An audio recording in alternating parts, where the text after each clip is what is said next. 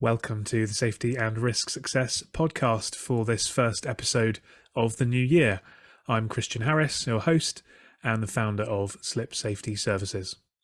We return today with a look forward to 2023 with a recording of a recent Safety Roundtable, and the title of that was, "What are your safety priorities for the year ahead?" So I give an overview of some of the background of that in terms of the State of Safety report last year and what health and safety professionals were telling us back then about what was important to them. I give some thoughts on how to go about deciding on your priorities in terms of a matrix, and I share my priorities for the year ahead. And then, as always on these roundtable sessions, we open it up to discussion and we get involved in some really fascinating topics. One in particular I want to highlight, which is doing listening tours, which Janice mentioned. I did a post on that on LinkedIn immediately following the roundtable and had some great engagement with that one too. So I'm sure you will enjoy this. I'm sure you'll get some value from it, and I hope that it'll give you some ideas of how and what to prioritise for the year ahead when it comes to safety. Enjoy it and see you on the other side. Cheers. Welcome to the Safety and Risk Success podcast with Christian Harris. We believe that proactive safety and risk management powers business performance. Each week we explore this theme, sharing guests, stories, insights, trends, hints and tips. You can find us on all the major podcasting platforms, and video versions are available on YouTube. But for now, let's join the conversation with Christian. Thanks everybody for joining today on this Safety Roundtable session, first one of this year. For those of you that have been on these before, I used to do these weekly, but I decided that was kind of just getting a bit too much really, because I was having to spend a lot of time thinking of topics, and the team were doing a lot of admin and so on. So what we're going to do for this year is cut them back to being every other week. So I'll share with you at the end the session we're going to have in 2 weeks' time. And as always, if you've got any suggestions, I'd love to hear those via email or in the chat or whatever, of topics that you would like to talk about. The idea of this session is to enable an open discussion so that we can all grow and develop, work with each other, and do that through talking about topics that are important and resonate. So anything you want to talk about on these sessions, just let me know and we'll get it added to the list, because I can come up with topics, but let's get some audience participation in the topics as well. So for those that don't know me, I'm Christian Harris. I've got a business called Slip Safety Services, and so I have a niche area of safety that I work in day to day, but I produce quite a lot of much broader, wider content around safety. I do this Safety Roundtable. I have a podcast called Safety and Risk Success, and I do a LinkedIn newsletter called Safety and Risk Success as well. And all of those three things are only occasionally about my area of slips and falls.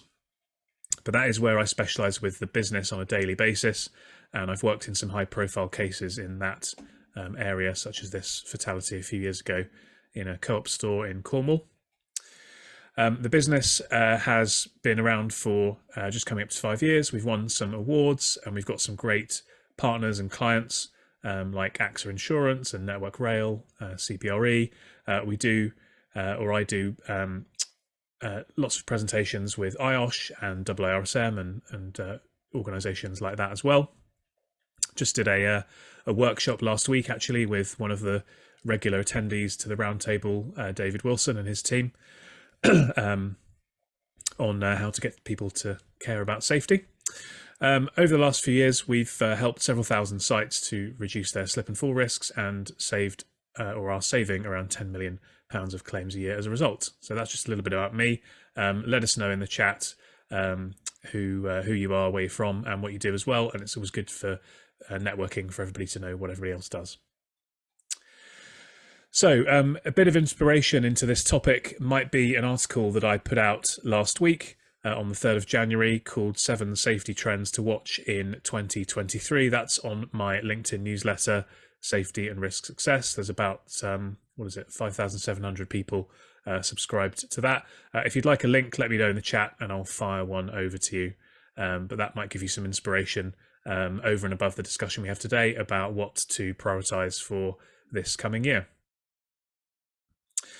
So what I typically do on these sessions is give you some thoughts to lay the foundations of the discussion, and then we just open it up and we go for sort of 45 minutes or so, and we can just cover anything and everything around the topic. So as a bit of context to priorities for 2023, I thought I'd return to the State of Safety report that we put together last year, which was based on a survey of over 300 health and safety leaders, where we got them to answer questions and share their priorities, their goals, their inhibitors or blockers, and lots of other things as well. If you'd like a link to a copy of this full report, then just write State of Safety 2022 in the chat, and I'll make sure that a copy of that gets over to you. So I thought I'd run through some of the highlights of this, and then that will give us a good perspective on some potential ways to think about priorities. And then we will open it up to the floor and we can talk about what you guys are planning to be focusing on this year. So one of the questions we asked in the State of Safety was, what are the goals for these health and safety professionals that answered? And top of the list was fewer people getting hurt, which I'm sure we can all understand, because that's why we're in the safety business. Next on the list was having certainty that my top risks are under control, and then fewer RIDDORs, lower overall cost of risk to the business, lower claims costs, and we go down from there. So this is what people were saying was important to them in the middle of last year. And in terms of what people were worried about, because again, there's two ways to think about prioritization. One is going towards a goal we want to achieve, and the other is trying to avoid something bad happening that we're worried about. The chance of a severe incident was the number one. 84% of people cited that. Number two on the list was accident frequency, so trying to reduce accident frequency. Number three was avoiding RIDDORs. Then it was preserving the organisation's reputation with 43%, and then we went down from there. So a couple of different ways of thinking about how, as a industry, as a profession, we a few months ago were perceiving goals and perceiving potential obstacles or challenges. In terms of the specific types of risk that were relevant, slips was number one, both in terms of relevance, causation and priority. Then was trips, back problems, falls from height, vehicular accidents, RSI, and so on and so forth down the list. So slips and trips, as we know from HSE RIDDOR data, is a perennial area of risk, and that was highlighted in the research. And just out of interest, we asked people what would make you do something or change your approach or be more proactive around slips in particular, given that's my area of expertise. And number one was an upward trend of accidents, number two, a serious incident, and then number three and so on were kind of a lot smaller. I included this slide because something that I'm hearing from lawyers and insurers, and something that we've experienced in the past, is that when there's a recession, we get more claims and we get more incidents. And often, particularly with slips, there's a massive under-reporting of incidents happening. So an upward trend of accidents might not be visible, but an upward trend of claims certainly does seem to be coming from the lawyers and the insurers that we partner up with. So something that's just worth bearing in mind is, as the economy contracts or there's economic challenges, there does seem to be an inverse correlation in terms of claim volumes. So in terms of, with that context in mind, how would I suggest, as a bit of a matrix, a basic matrix of thinking about prioritization for the year ahead? 5 key things that I've pulled up here: business priority, simplicity, costs, frequency, and relevancy. So when it comes to costs, I think we've got to be, as a safety profession, able to move beyond the perspective of just, in inverted commas, keeping people safe. So clearly that's why we do our jobs, that's why we love what we do, that's why we're passionate about safety. But from a business perspective, that's not the only priority. The oft used phrase of safety's our number one priority is often a platitude, as I'm sure we know. There are other things that are important. So we need to think about costs, because it's not just about keeping people safe. When it comes to thinking about business priority, this is all about getting the buy-in from the board or from the people that hold the purse strings. Most safety professionals don't hold a budget. I think it's only about 30%, or it was the last time that data was surveyed. So if we can ring fence and link buy-in and costs, then in terms of achieving our priorities, that's got to be a sensible way of going, because if we can get the investment and the budget and the support, then we can actually make things happen. Over and above that, in terms of simplicity, I'd be thinking about what things we can put in place that can be process driven, what things we can quantify, so that we're able to track KPIs and numbers rather than qualitative data, and what sorts of things can we outsource from ourselves to free up our own time, because that should be a priority for anybody on this call today. In terms of frequency, the data suggested on slips that most people would act based on a rising trend of accidents. I would say that we should be thinking about a continuous improvement approach, and so actually anything that's flatlining would be a problem that's worth looking at as well. So think about not just things that are increasing. Clearly, if they're increasing, things are getting worse, and we need to look at those. But anything that's flatlining, that's not really improving, would be an area that I would suggest would be worth focus. And then relevancy. So, should we be focusing on things that are more likely rather than less likely to happen? If you think of that classic risk register of severity and frequency, something that's highly frequent but not very severe may end up on the same number as something that's very, very severe but incredibly unlikely. Actually, the odds are, and the experience is from insurers and I'm sure yourselves, that those high frequency risks, eventually something will happen that skews the costs of those quite higher in terms of severity. So perhaps focusing a bit more on some of the more likely risks than the unlikely ones could be a good option. I'm just going to share with you my priorities for the year, and then we can open up the floor. Now, I don't run a safety team, so mine are going to be a bit different to you guys, but I thought in the spirit of openness and what we're trying to do here, I'd share with you what my priorities are. So the first thing for me is to continue the focus on raising awareness around the size and importance, and I guess the complexity of the slip and fall problem, and the fact that there is the approach, the scientific-based approach, which I call slipology, that does exist to stop these things from happening and to solve this problem. So that's number one for me on my list. Second is to, partly through doing events like this roundtable, is to really increase my understanding of the way that you guys see the world. How do safety professionals see the world? What are their goals, aspirations, fears, costs, and all of that stuff? And that means if I can understand that better, then I can provide you with relevant and interesting and useful content and keep this community going. Thirdly, something I've been working on in the background, and I don't think I've shared this before publicly, is a concept that I call safety-nomics. So this is all about the fact that, kind of what I alluded to earlier, we have to, as a profession, be able to draw a very, very clear line between safety performance and business outcomes and business performance.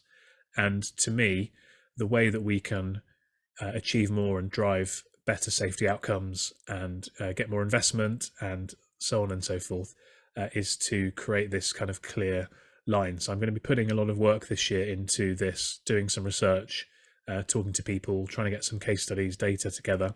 So if any of you have any thoughts on that, or would like to get involved, or have any case studies or examples, it's really about trying to convince the board, the CEO, that they should be investing more into safety, because it will help them to achieve their wider, broader business outcomes, and that we can prove that there is a quantitative link between the two. And then the fourth objective or priority for the year is I want to do a book. So I've been talking about doing a book for a couple of years, and I want to make 2023 the year that I get a book out there. So look out for a book on slips, trips and falls from me this year.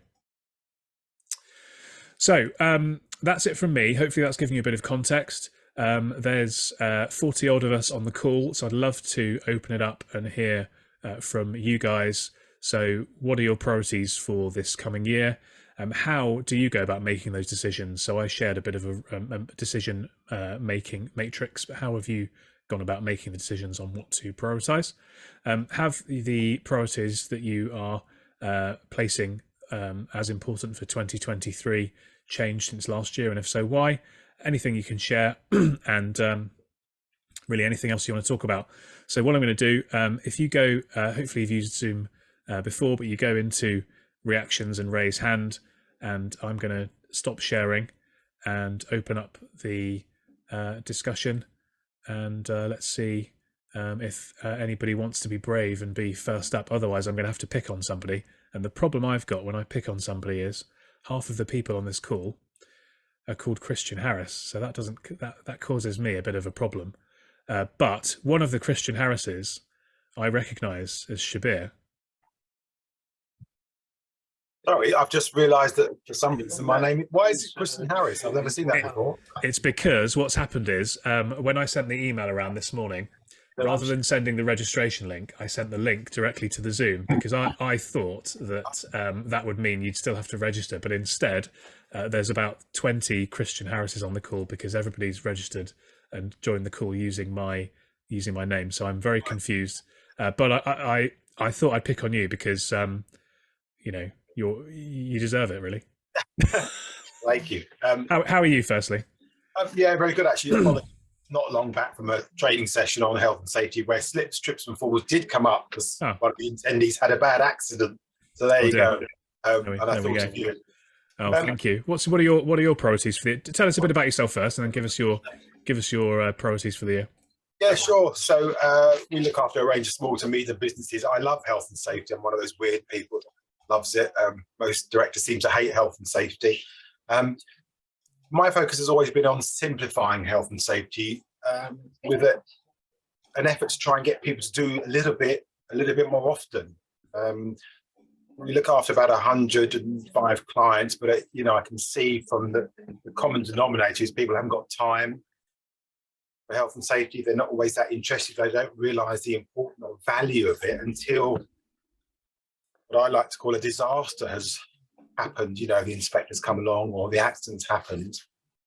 And yet I know from experience and seeing certainly your videos, Christian, on slips and trips, how you can easily avoid so many of these disasters. So my focus this year for January is to try and simplify it even more and try and find these critical small steps that people can do throughout the year that will have a large impact on health and safety. I don't know if you know, Ivona, can you give me a calendar, please? I don't know if you know, but I've sort of designed this little health and safety calendar that we've sent out to people. Happy to give it to any of your contacts, Christian. Oh, nice. But in each month, you've got just one little thing to do on health and safety. And I feel that probably like a lot of people here, just a small step, little and often, can lead to big changes. I don't know if that other people have found that in health and safety. People don't know where to start sometimes. So this calendar's got some little suggestions on little things you do every single month. By the end of the year, hopefully she'll make a big difference. That definitely resonates with me in terms of that. Was it Dave Brailsford, the British UK cycling Oh yes. approach of those kind of incremental 1% improvements, Oh yes. and it's something that's manageable and achievable rather than sort of aiming. Think about jumping over a building or climbing a mountain. Mm. It could seem like an impossible task, but if you just break it down into those small incremental steps, every single step is logical, simple, straightforward, reasonable, and it just means that people will do it. So there's that, and then also the kind of the habit forming piece. I think is really really critical. And if anybody else wants to jump in, feel free. By the way, at any time, just stick your hand up, and we'll get you talking. But basing what we do on habits rather than having to remember to do stuff is really really powerful as well, I find. Yeah, and I did hear a director this morning say to me, because they're moving locations soon, I think they're about 2.5 months. And he said, "Oh, I'll put everything on hold for now, Shabir. When we get to the new place, we'll start doing everything, this, that, and the other." And I thought, put everything on hold. It's going to be much harder to get back into the habit, as you mentioned. And yeah, I do hear a lot of people often say, "Oh, I'm going to wait for this to happen, then I'll do this, or I'll collect this, and I'll wait for this to happen." Just do a little bit regularly, I think. Yeah, that definitely resonates with me. So yeah, no, that's good. And there's a couple of people I can see in the chat who's asking about your calendar. So have a look there, and you can get those sent out. Shabir's connected with me on LinkedIn. He's also pretty active on LinkedIn. So if you want to get in touch with him about that, then feel free to do that. Richard, I'm going to pick on you because you've just done a nice long comment in the chat, Richard Heath. So why don't you unmute yourself and tell us about it. Tell us about it on the. Hi, Christian. Yes, I'm the Health, Safety and Environment Officer for a heavy traditional industry, that being the foundry industry. And I work for the Trade Association. As part of my role, I sit on the HSE's Oversight Committee for foundry safety, and they have a dedicated safety initiative, of which I consider myself lucky enough to be the person who has that role at the moment. One of the biggest things I've found historically, and I still find a lot today, quite sadly, is the amount of people in management, supervisory and director positions who honestly do not know what their legal responsibilities are. So whilst everybody will say morally they want to do the right thing for people, if they don't understand what the legal framework is and therefore at a minimum what they should be doing, they don't honestly know. And then quite sadly, as people can see from the HSE website every week on the enforcement pages, when they're updated, there are far too many incidents occurring or failures in the workplace, not just in foundries, but in every industry. And nearly every single management course and HR course fails to significantly introduce health and safety and roles and responsibilities to people. It still seems to be a separate item picked up by IOSH and NEBOSH and IIRSM and people like that. So we've got to integrate safety more into production and management training, because if we did and people realise the benefit of not having accidents, of doing preventive maintenance, of not having the cost of downtime and investigations, then it would also help with productivity to an extent, might encourage more people to stay in the workplace. So for me, as a result of everything I do with the HSE, specifically, that's where I really do need to make a sea change in my particular industry. That's fascinating, isn't it? And it's kind of interesting to hear your perception that people still don't get this stuff, because when we're all sitting on this call, we all clearly get it and we're really passionate about it. But it's interesting that people still don't seem to be getting that. Yeah, I agree with Greg's comments he's just put in there as well. I mean, I've actually developed a suite of specific training frameworked around sort of stuff that IOSH and people like that do. But all the case studies, all the data, all the examples are foundry specific. Because one of the things I find with my industry is they'll go and talk to a training provider, and if the word foundry or casting or molten metal isn't mentioned, a lot of people actually think the legislation doesn't apply to them. they don't understand that when it says a business or organisation in any written piece of legislation, it means regardless of what you actually do. And that I find very shocking and very disappointing. That's interesting. I suppose you could sort of kind of understand that a little bit, in that they're in a particularly high risk and regulated industry, and so they probably would perceive that there are specific rules that apply to them, and perhaps, I don't know, to sort of look at it from their perspective, it is quite shocking though. Yeah.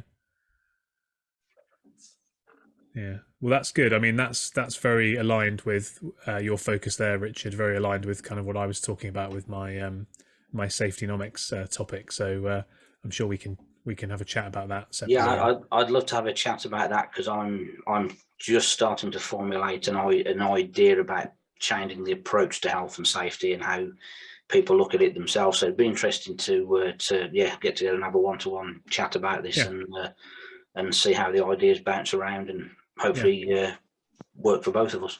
Yeah, no, that would be good. That would be good. Hi, can I? Sorry, I haven't asked permission to join in. No, that's all right. I've actually just left my last job actually at the end of November, because it got to the point where, although they were asking for health and safety policies, they didn't actually understand that they needed to sign them. And when you asked them to review them, they didn't review them. And I was just going absolutely nowhere with it. And I didn't want to waste their money any longer, or indeed my time. So I am now looking for a job. So that's another issue. But to the point is that legislation, and I know this, I'm teaching to the converted here, but legislation covers every business across the United Kingdom. But the trick with health and safety people is knowing the legislation well enough in your business to know what applies to your business, and then presenting that to the teams who have to actually put that health and safety in place. And that's our skill. That's what they pay us for. It's just that for some bizarre reason, until there's a prosecution or somebody ends up in court, nobody seems to want to acknowledge it, and it's hugely frustrating. Yeah, I'd agree with you, Rosemary, and thanks for that. Hopefully, you had a nice relaxing Christmas at least. I did, thank you. Yes. Good. I'm glad to hear that. Glad to hear that. Anybody else want to? I mean, I'm really interested to know, whether there's anybody that's got vastly different priorities, or whether people are focusing on kind of similar things and having similar struggles in terms of getting that engagement from the board, or whether there are other things that people are focused on at the moment. James. So not perhaps vastly different priorities, but obviously I want to reduce the number of insurance claims, but actually what I'm looking at, because I'm from social housing, which is so heavily regulated and it's so heavily in the media spotlight at the moment, that we got a really big focus on fire safety and mold. And I mean, probably quite unlikely you're going to get a prosecution for mold, but if someone goes to the local press and their local MP, that's going to do more damage than a claim in any day of the week. So it's integrating that sort of health and safety and well-being risk with that business risk as well, and that alludes to kind of what you were saying about showing the value that health and safety adds. Yeah, that reputational risk is significant, isn't it? I mean, one of our insurance partners actually just sent me through a client, the sort of pack for a client that they're looking at that's coming up for renewal, and they operate hotels, and they were talking about bed bugs and what happens in the event of a bed bug outbreak, and the claims that come and how they deal with them and stuff. And they said they try their best to deal with those as rapidly as they possibly can, because the last thing you want is something going on social media about bed bugs in your hotel if you want to be successful. But the same with housing. The last thing you want is people putting things on social media about their that being mouldy. Doesn't look good. And what's just out of interest, because there was in the press, wasn't there, just before Christmas, Michael Gove was kind of talking about this has got to stop. And what's your kind of experience of the way that people maybe perceive the sector you work in and the reality on the ground?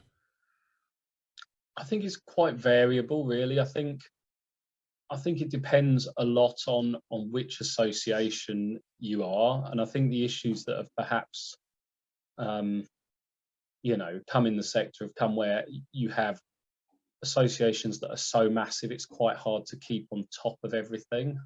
And also it's around the culture of the organisation. I mean, my housing association's Octavia, which was set up by Octavia Hill, who was the great sort of reformer and founder of the National Trust.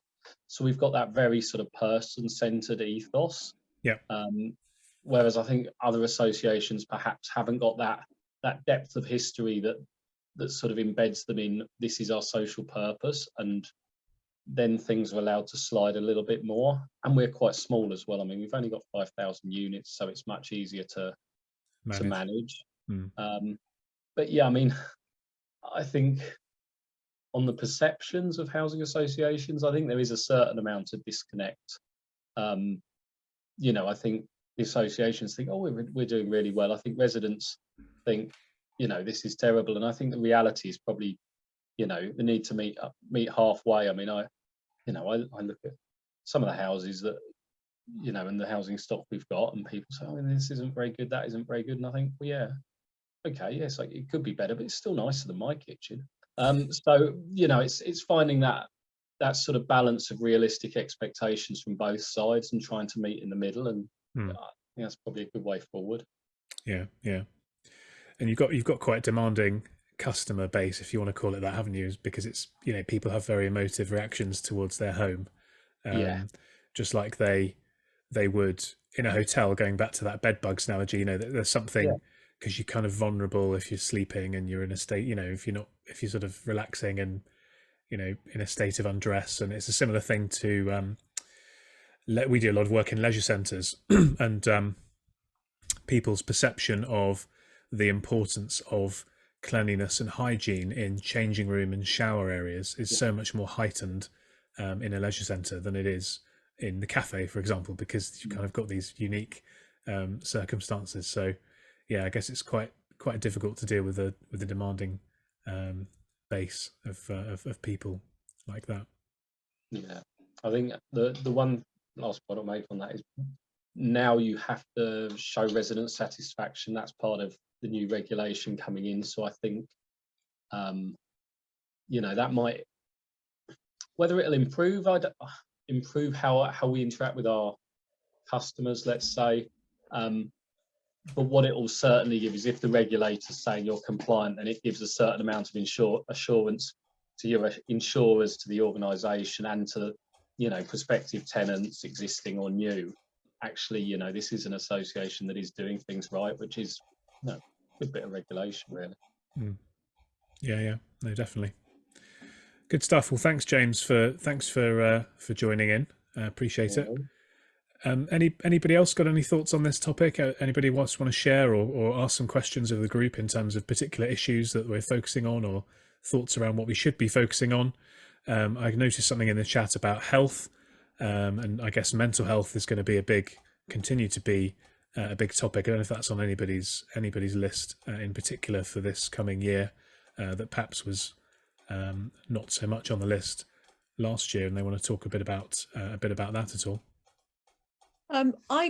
It's certainly a topic that I've tended to leave to the sort of HR, occupational health people in the past, because quite often when I go in, as I should say, I'm a freelance consultant, so quite often when I go in with the safety team, and I'm kind of not allowed to talk to the people who deal with occupational health. It's seen as a separate topic, but it's kind of got to the point where you can't keep ignoring it. And I did do some work last year on an e-learning course, which was looking at stress risk assessment. So I think, you know, there's too much of our way of tackling stress it's a bit first aid oriented. You know, let's patch people up once they get stressed, rather than actually, you know, we all know our hierarchy is to eliminate the hazards in the first place. So I worked on some e-learning which was focusing on that, and I'm hoping with a client who also provides face-to-face training to work on something this year where we provide a workshop to teach managers, so not health and safety specialists, but to teach managers how to identify likely causes of stress in the workplace and to manage those out. So, you know, taking that same approach that we take with other hazards to stress as well. And obviously that doesn't deal with the kind of underlying issues that people might have about their mental health, which are more to do with, you know, the economy and all the other things that are going on around them. But at least the work-related stress is something that businesses do, you know, we think need to tackle. But by March, I'll be able to tell you whether people are buying into the course or not, and whether it is a priority for businesses. So I'd be really interested to know from people here as to whether that's the sort of, you know, are they looking for training for their managers on how to manage stress? Yeah, if anybody's got any thoughts on that, feel free to unmute and let us know. Something that Bridget mentioned there that I thought was really interesting as well was the fact that in starting off her response, that these things in her experience are often dealt with by HR and different departments. And one of the interesting questions for me around this coming year is, and it's kind of aligned to mental health a little bit, is are we expecting and are we overburdening safety professionals by bundling in mental health, by bundling in environment, by bundling in quality, and actually is there an expectation that we're going to be doing so much more, and therefore from our perspective thinking about safety as a discipline and achieving outcomes around safety, if we've got too much on our plate, are we actually able to prioritize, or are we just going to be fighting fires? Somebody called Christian Harris has got their hand up. Yeah, unmute yourself and hold on. You need to unmute yourself and then. Oh, hi. That's actually I'm Dave McGee from iceliteracy.org. Hi, Dave. How you doing? And we're an NGO. And just what you were saying there about putting too much pressure onto health and safety professionals is what we work at is, and especially given the COVID, the recent COVID outbreak and the severe detrimental effects that has had on learning, especially things like preparing young people for the workplace, literacy and understanding. I mean, that didn't happen in the last 3 years. So what we try to do is try to make partnerships or to try and work collaboratively with the health and safety profession. So schools and FE colleges and things like that. So it doesn't have to be in schools, as you know, in the UK, there's a big emphasis on giving young people the qualifications they need to get a job and not really the qualifications they need to do a job properly and safely. So I think a priority, considering that there's going to be a lot of young people entering into the workplace over the next few years who don't have the OSH literacy skills or the learning skills or any prior experience regarding health and safety. And as you know, entering into new employment is a particularly risky time. A lot of accidents happen within the first 12 months of employment, and also poor communications and human factors are cited as a big root cause in this. So is there anything you think that the health and safety profession can do to work more collaboratively with educators, or do you think this should need to be more awareness needs to be raised about this within the health and safety profession? Thanks, Dave. That's a very interesting and valuable question. If anybody's got any thoughts, please let me know. I know that I've had conversations with various people from IOSH branches about this topic and about how to try to engage with school kids in particular and sort of teenagers around kind of the importance of safety and also the value of safety and the fact that it could be a great career. So that's kind of, there is some work going on which is kind of aligned to what you're saying there. But I think the challenge, I guess, with safety often is that feeling that it won't happen to me. So everybody feels they're indestructible. And I think particularly when you're young, you have that feeling even stronger, don't you? As you get older, I think you kind of start to be more conscious of your mortality and the fact that you can get hurt and bad things do happen. So I think there's probably a lot of engagement work that would need to be done to drive those outcomes. we're quite lucky because IOSH this year, we've got them in their education policy statement to acknowledge OSH literacy as a literacy. And they've said it is a fundamental right and should be included. However, the problem is teachers are educators and they come from university backgrounds and they do not have a lot of experience in health and safety. So I'd say that, you know, it's just a suggestion about, you know, trying to make collaborations or get into schools or things like that. You know, if there could be funding available for it, or just to talk to young people about health and safety and the importance of it, because they really don't have a clue and about the long-term consequences of it. Yeah, I mean, Richard, you've got your hand up. I know you've got something to add on that point. Yeah, I think Dave's absolutely right on that. And the other thing that's really important is getting proper induction processes in place for when people start in any business, especially for younger people. Quite often there's too much of a rush to try and get people out into production areas or undertaking tasks that might be dangerous or might pose risk to the health. And more time does need to be spent with these people to properly educate them.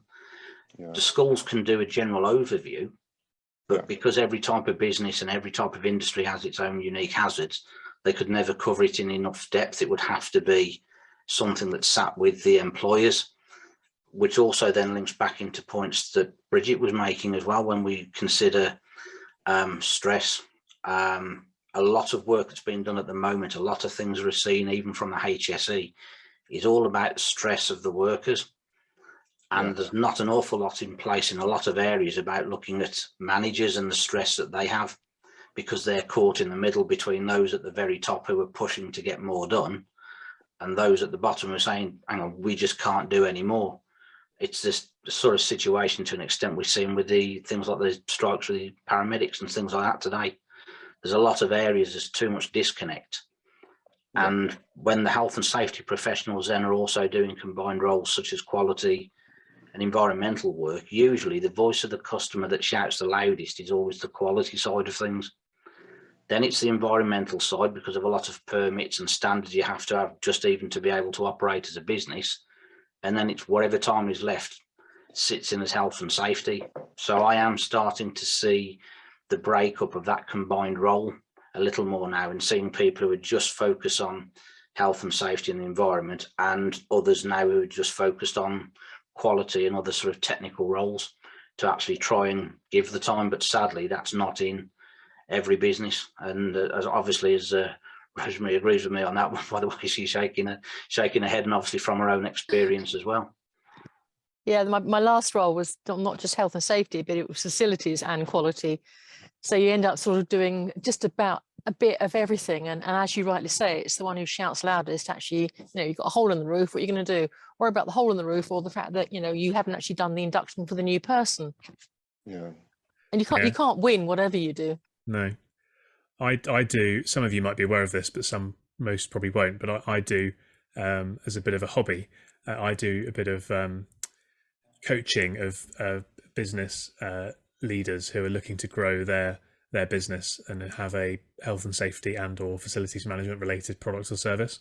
And one of the things that I talk to them about, and I bring it up because I think it's relevant to the point you just made, is that when you're trying to speak to a health and safety manager or a facilities manager or a combination of all of them, as you've just said, Rosemary, you have to be aware that they're like a GP. It's the analogy I use, that if you imagine going to the GP or being a GP, you're sitting in your office and every 20 minutes someone else is coming in and you don't really know anything about them, or you don't know what problem they're going to present themselves with.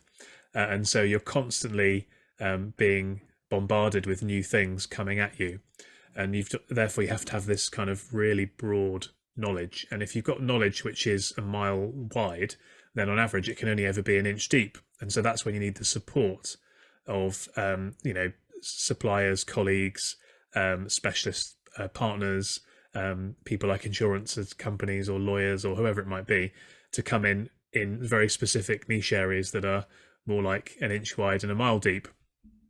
And I use that analogy a lot because it helps people to understand from the perspective of what my business does, where we can help, because we are by definition, we only do things around slip, strips and falls. We are very much an inch wide and a mile deep. And I think it's worth bearing that in mind. The more stuff we add, the more stuff we throw into the pot, that inch deep is going to become a centimetre deep if we're not careful. And then what's going to be achievable? Very, very little. Janice, go on, Rosemary. No, I was going to say to your sorry, Janice, to interrupt, but to your point, I've just had an email or text rather from my GP saying they're not actually having any appointments at the present moment. But if you do manage to get an appointment, they're only allowed to talk about one thing at a time. So you spend 5 weeks trying to get an appointment and they won't talk to you about your range of sicknesses. They'll only talk to you about one sickness. And it's the same thing, isn't it? If you're facilities, health, safety, quality and occupational stuff in there as well, where do you draw the line? And sometimes they do leak into each other. And you just have to prioritize the one that's going to either kill the company or kill the member of staff. And that's harsh. Yeah, it is. It is. Janice. Oh yeah, so sort of on the same trend as you guys are talking about prioritizing. One of the things, I also work for the social housing group Octavia. So James is my manager. So one of the things that we're thinking of getting our senior leaders to do in a way of connecting with, I suppose, the lower parts of the organization is doing listening tours. And the idea being is that a senior leader from one department will visit a department that they have no clue about and basically listen to the issues that affect them.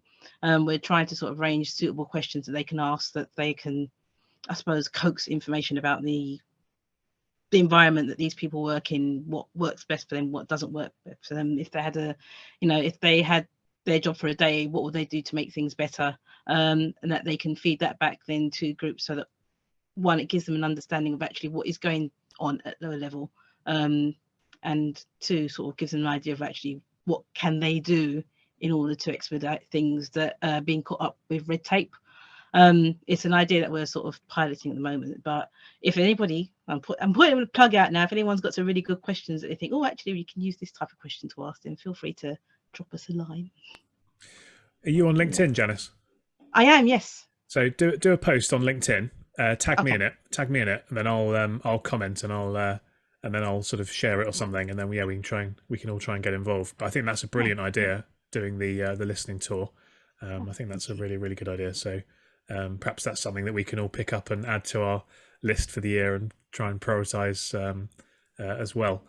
Now it's coming up to 50 minutes in. I just want to share the next roundtable topic, and then I'm happy to carry on chatting. So we're going to have a change of pace in 2 weeks' time. So 25th of January, same time, 12:30, same place on Zoom, but hopefully we'll have fewer Christian Harrises and more other different names. I don't know if you've come across this, but there's this new thing called ChatGPT, and it's kind of taking the world of marketing certainly by storm. And so I thought we'd have a dive into a bit around AI and this particular ChatGPT program, and discuss whether this is, for the health and safety professional, a friend or a foe. So that's the context of the next session.